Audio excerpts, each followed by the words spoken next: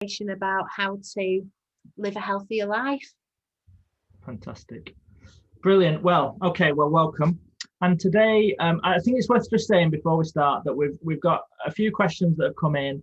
I'm going to talk about a few things, and obviously you're a GP and an expert in much of this, but probably worth saying today we're going to discuss some general principles and share some of your personal views, but this is not specific kind of medical advice for anyone who's logging on or watching the program. So we'll kick off with a couple of the questions that have come in before we recorded today. So the first one is, what can I do to encourage my teenager to leave his room more as it's affecting his mental health and just doesn't want to go out? It's a really tricky thing, and actually in general practice I'm seeing this sort of situation more and more, and COVID and lockdown really has not helped this. Parents are in desperate situations often to get their teenagers to leave the room, whether they're gaming or scrolling social media. It's very difficult. I think you've got to go with what works with your family, but remember that teenagers are still children and they still need that connection with you as adults, and you are parents. So if it means switching the Wi-Fi off, bit of tough love, or saying these are the rules for the house, that you come down and we have a meal together every night, and we spend an hour together, then anything to make them touch base with you and the family, really. And I think that is a really great point. I think there's something about structure and routine that can really help. We've got two teenagers now. It was my second daughter's 13th birthday this week, and so two teenage girls in our house. And I think there is something about that. Some of those things you've touched on, that having tea together every night, as difficult as that might be, it does just provide that little bit of time where you're connected. And Yeah. my wife I was about to say, with everyone having their phone off, and I'm probably the one who's not quite as good as that as everybody else, but I think that's important as well.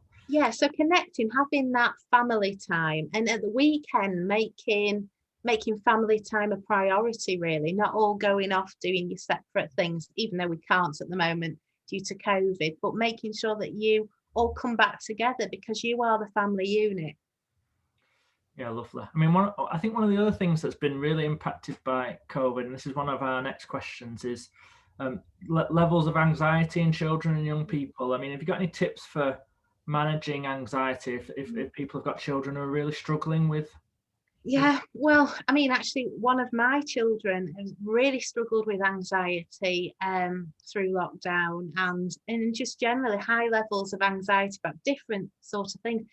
I think what I've learned is that you need to listen to their feelings and validate it.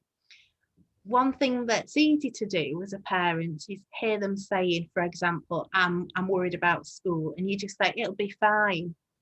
And it's a bit dismissive. That they need to know that you've taken it on and asked some questions about what they're worried about. I think with parenting and all good relationships, communication is key, and your child feeling as if they can come to you with any feelings, and that it's going to be taken seriously, and that it really matters to you how your child is feeling. I think that's really, really good advice. It's so easy, isn't it, in the business of life, like you say, when children just express a little bit of concern, to just be like, it'll be fine, and you're busy doing your other things. But I think, no, you're right, that's really good. And I think you've got to try and connect in the moment when they're opening up as well. That's it. For my child, it's often in the morning as he's going off to school, and I'm trying to get the other two ready and get myself ready for a busy day of general practice. But just make the most of that moment. It doesn't matter if you are 5 minutes late. It doesn't matter if they are 5 minutes late for school. This is my opinion. What matters is that your child feels that they've been listened to. And just having that 5 minutes with my son, I can often see his anxiety sort of going down. And we just talk about how he's feeling, and then school will be over soon, and then mummy will be back, and we can plan this and this. And also, I think with anxiety, and children, physical activity is so important, especially for boys, because often they don't talk about their feelings. But get them out on a walk or something, and it's amazing how suddenly all this information about their school day, worries, friendships, relationships all suddenly come out. So get out doing activity as a family, and you'll be surprised what you might learn about your children. Yeah, I think we've seen a lot of that, haven't we, in lockdown in particular. I think a lot more families have done a lot more kind of walking and Brilliant. and stuff, and that's been really great. Let's just touch on a little bit then on physical activity. I think this is an important point. Why is physical activity so important for kids, and how can we encourage that within our children? I mean, I just think it's a fundamental principle, physical activity. If you want your children to go into adulthood happy and healthy, then physical activity needs to be a priority as a parent. Children from 5 onwards, they need to have at least 1 hour a day of physical activity. And that being moderate. So that's the sort of thing that's getting the heart racing, they're feeling warm and a little bit out of breath. It's so good for everything, every sort of pillar of developmental milestones. So the social, the communication, and the gross motor, so, and the fine motor skills as well. And also it's brilliant for mental health as well. And for adults, it's so important as well. If physical activity was a drug,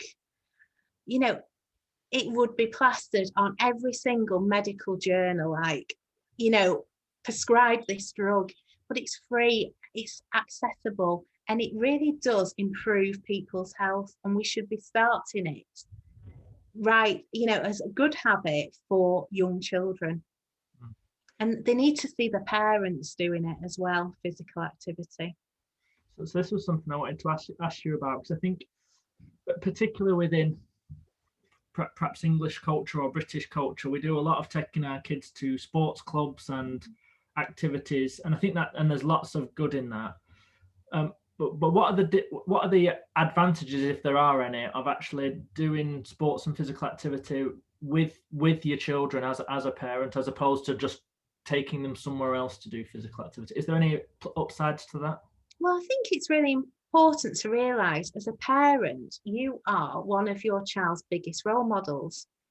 So if they're seeing mum, dad do physical activity, that it's something that mum and dad really value and enjoy, then they're going to go into adulthood and enjoy their childhood thinking that physical activity is a normal part of life and growing up, and it should be.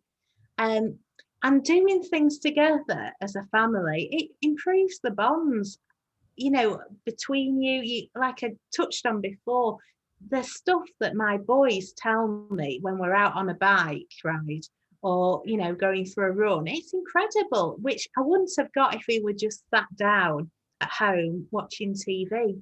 And it's fun as well. Everybody feels so much better when they've done something like a walk, a bike ride, going climbing at the leisure centre. We'd love to do that as a family. Proper adventure stuff. It's fab. Brill. You mentioned something there just about watching telly. One of the questions that we've come in is around, is it important to limit or to manage my child's screen time? Well, it's a massive tricky one, isn't it, this? And the Royal College of Paediatricians and Child Health, they did some research on it, and they basically found that there was no limit that they would say, but it's something for each family to negotiate. And ask yourself as a family, honestly, these questions. So, is screen time controlled in your household? Is it interfering with what your family want to do? Is it interfering with sleep?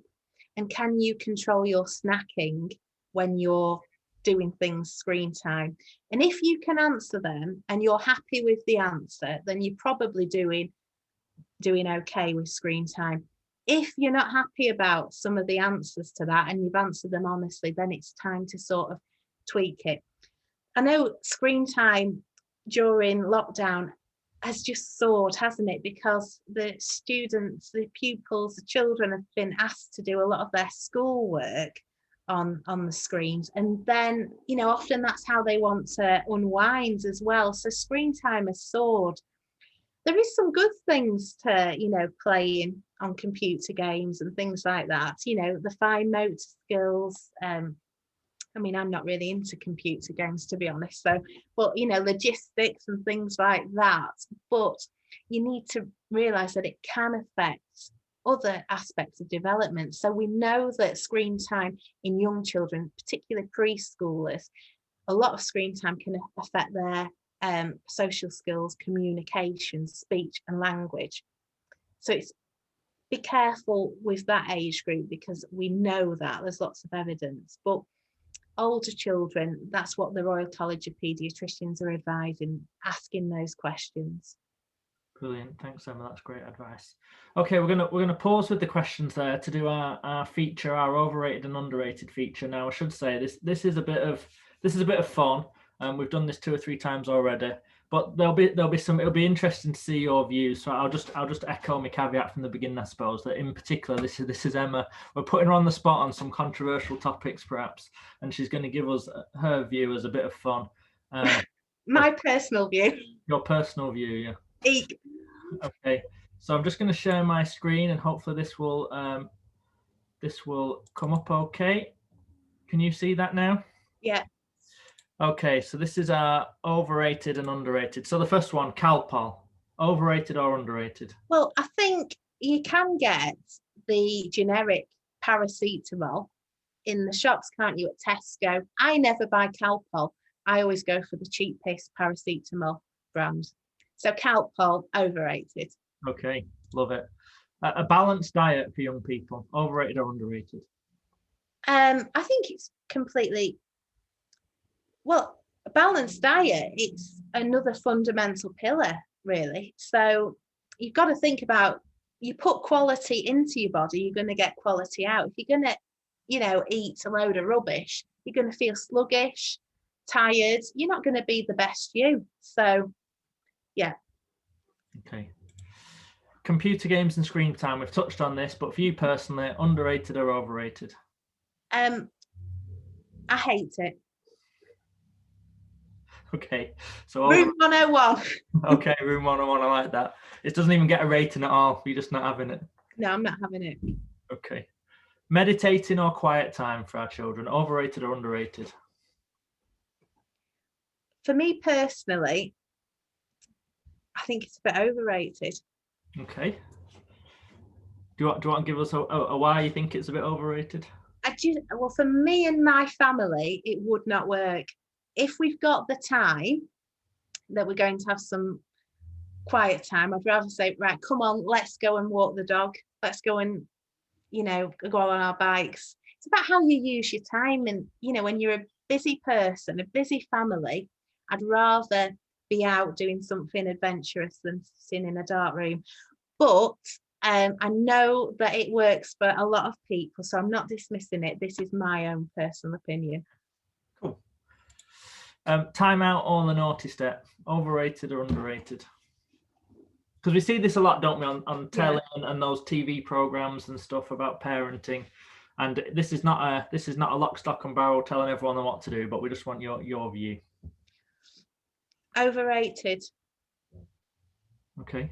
Do you want to add anything else to that, or do you want to just move on? I've never done it as a parent. And I just think, isn't it that they're out for 1 minute of their age? So if your 10-year-old's been naughty, they're out for 10 minutes. I just think 10 minutes is a long time for a child. Okay. And I don't think that they would be able to reflect on it. No. But I know it works for some. Okay. Pocket money. Wait.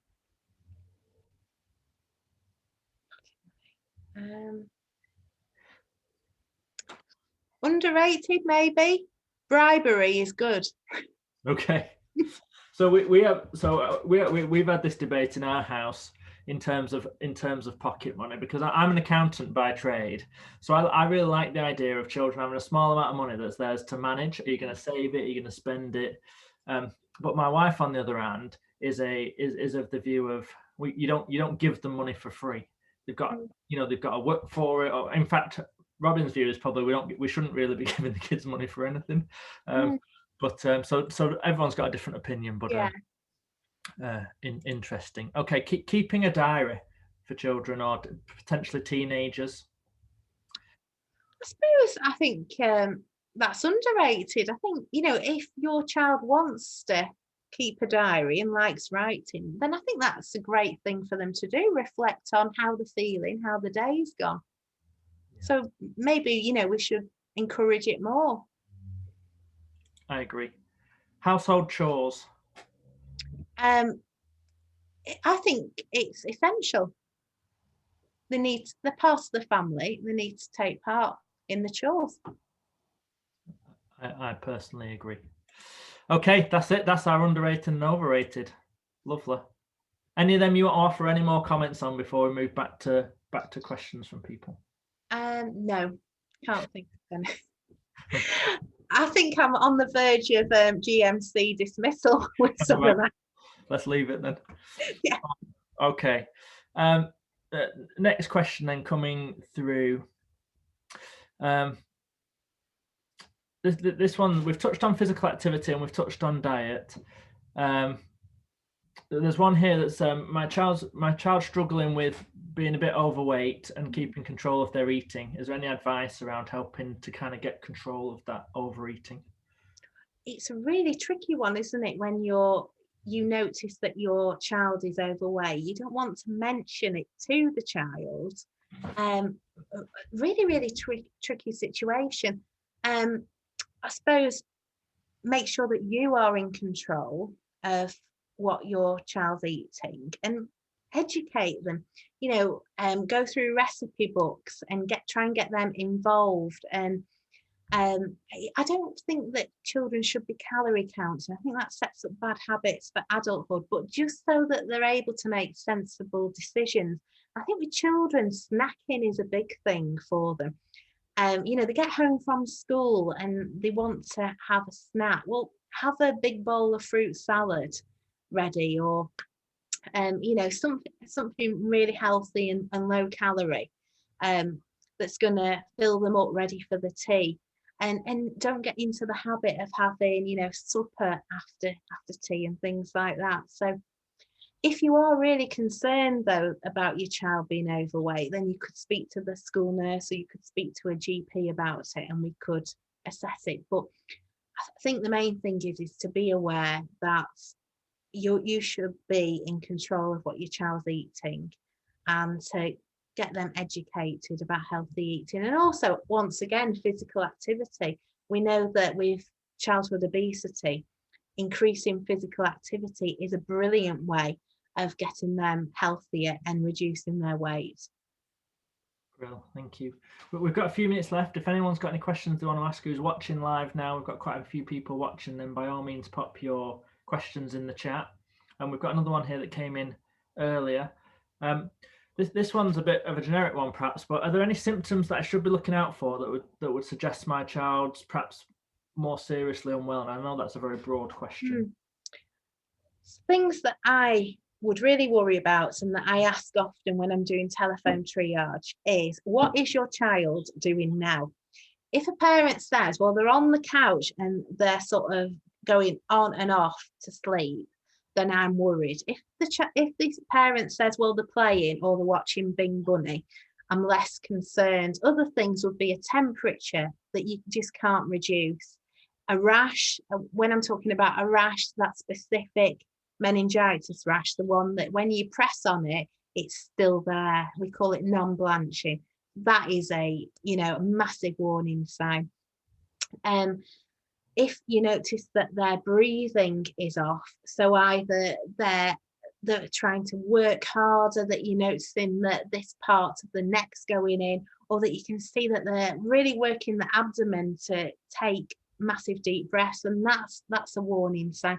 Other things like ear discharge, blood in vomit, blood in feces.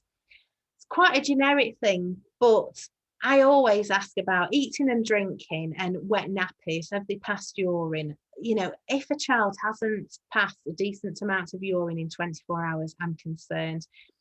I'm not so much worried about, you know, not eating for, you know, 24, 48 hours, but the fluid is a big thing. You know, check the nappies. And, you know, if they're not in nappies, if you're concerned that they are unwell, I'd be following them up to the toilet and seeing how long they're having a wee for. Okay. And I think, thanks, Emma, that's really useful, I think, for a lot of people, just some of those kind of red flags. I mean, during COVID, I think nationally we've seen a lot, there's almost this second pandemic of potentially serious illnesses that have not been picked up through COVID because we're less likely to phone and book an appointment at the doctor's. How have you seen that playing out in your practice? Is that something that you're concerned about? Yes, definitely. So, you know, a year ago, we really noticed that people weren't phoning us up. And now we're well aware that we're doing a lot more referrals for cancers. This isn't for children, this is for adults. And feel that people have been sat on symptoms such as chest pain, problems with the digestion for far too long. Also, mental health. You know, every day now I'm doing referrals to the community mental health team. But that's also for children as well. You know, anxiety, you know, depression in young children, eating disorders as well seems to have increased over this pandemic. So yes, it's almost like we've got another massive mountain to climb now as the medical profession for all these different conditions that people have sat on, and it's really worrying. In terms of if there's a parent sat at home or who's watching now and has some concerns, what in this COVID time, what should they do? Are we talking about mental health in particular? Just in anything. If you're feeling like my child's unwell in any way and I'm worried about it, what normally you just phone a GP. What should they be doing at the moment? No, I mean, we're open. GPs, we never shut. In fact, we work, you know, bank holidays and things like that. We are open. We're still open 8:30 till 6:30, you know, weekdays. So phone us up. It's a telephone triage system now, but you will be able to speak to a GP. If you're unwell at the weekend, it's the same system, phone 111. And then you get to speak to one of the 111 operators and may speak to a doctor that way. But if you're concerned about your health, please phone us up. That's what we're here for. And you know, we like to help and, you know, look after people. That's why we're in this job. Yeah, and I think that's a really important message, I think, that we've been trying to just continually reiterate to people, that this primary care function, our local GPs and nurses, and it's business as usual, albeit with a COVID adjustment, but with business as usual. And don't wait to phone. If you've got a concern, contact your GP. Yeah, absolutely. Okay, couple of minutes left. We've had 2 or 3 questions that have come in that are kind of that are big topics that probably need a discussion all by themselves. But one thing for young children, I just think if we could spend the last couple of minutes just talking a little bit about asthma, because we've had a couple of questions about those. Yeah. Generally speaking, how would I spot asthma, and then how would I manage it once I've been to see my GP? Any tips or advice there? Yeah, well, asthma can't be diagnosed until a child is 5. Okay, but obviously we know that some younger children are showing, you know, symptoms that we're thinking this could possibly be asthma. So things that we'd be looking at is there a family history of asthma? Has the child also got history of eczema? Because we know that there's a thing called atopy, and that's basically asthma, eczema, and allergies, hay fever. Those are all often connected. So, you know, when we're taking history, that sort of thing is important. And wheeze and cough is something that we see a lot in children who may get diagnosed with asthma. And it's about how are they with this? Is it affecting them at school? You know, are they having to stop doing the PE because of this cough? Is it waking them up at night? Often asthma, you can get these nocturnal symptoms, cough, cough, cough through the night, so broken sleep. and then a wheeze that can be really quite scary for parents to hear. Sometimes the wheeze is sort of triggered by a virus, and where some children would be a little bit unwell. For children who may have asthma diagnosis, it can take them a while for the wheeze to go and for them to get over the chest infection. So in general practice, we would take a history, and then we would tend to do a trial of treatment with an inhaler, and normally the salbutamol inhaler, that's the blue one, with a spacer, and then review them 2 weeks after and see how things have gone. Right. At the moment, we're not doing spirometry, so some listeners may know what that is, but that used to be a gold standard test to diagnose asthma, and it's basically breathing into this machine, and then it tells us all these measurements about your own personal lung function. And that was a really good way of saying to someone, yes, you have asthma. But because of COVID, and it's an aerosol generating procedure, we can't do that now, so we're relying on a good history. Okay, well, that's some good advice if anyone's worried about that. Well, Emma, thank you so much for joining us. We're going to wrap up with one last question, but I just wanted to say thank you. So the last thing I just want to put you on the spot is if you're thinking about your children's well-being, if you could pick one most important thing for families to focus on in terms of good healthy family and children, what would that be? Be present with your children. And it doesn't matter if you're a working mum, if you're at home mum, same as a dad. When you're with your children, make that time count. Make them feel that you are invested and properly present with them. Brilliant. I think that's a great point to finish on. I thought you were going to say it costs no money. No, it costs no. I thought you were going to say physical activity, given your passion through this last half an hour, but that's really insightful, and I think that's a really important point. We spend a lot of time sat next to our children, them on their phone and us on our phones, and you may as well not be there at all. And I think that's being present in the moment is a really great point to finish on. So thank you. Well, Emma, thank you for joining us. If anyone wants any more information about children's health and well-being, and they just got, is there any places that they could be looking for that kind of thing? Any kind of sources that are useful? Oh, it's a tricky one. I wouldn't go to Google because you can come up with lots of lies and things that will make you feel worse. If there's a particular thing, perhaps speak to your health visitor, speak to your GP and school nurse. School know an awful lot about child wellbeing. Speak to those. I can't think of any brilliant resources off the top of my head. Sorry, Ken, but it'll probably come to me, and then I'll pop it down on the chat afterwards. Yeah, we can add some to the comments and the notes. Brilliant, but that's a good point. Speak to people. Speak to your GP, school nurse, schools, and see if you can get some support that way. Brilliant. Well, thank you very much. Thank you for everyone who's watched and then will watch over the next few days. And Emma, thank you, and we hope you have a lovely weekend. Thank you, and you, Ken. Okay.